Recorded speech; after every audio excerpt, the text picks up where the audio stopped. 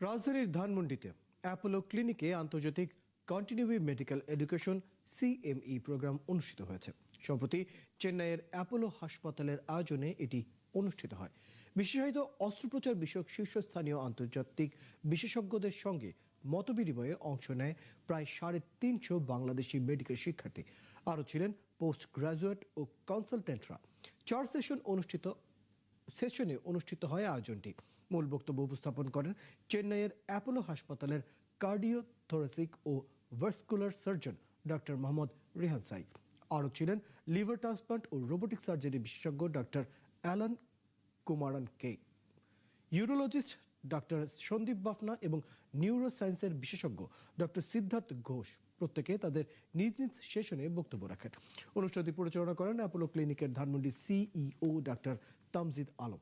একাধিক দেশের ৭৬টিরও বেশি হাসপাতাল এবং ৬৭টিরও বেশি ক্লিনিক পরিচালনকারী অ্যাপোলো স্বাস্থ্যসেবা খাতে অগ্রগতিতে গুরুত্বপূর্ণ ভূমিকা রাখছে।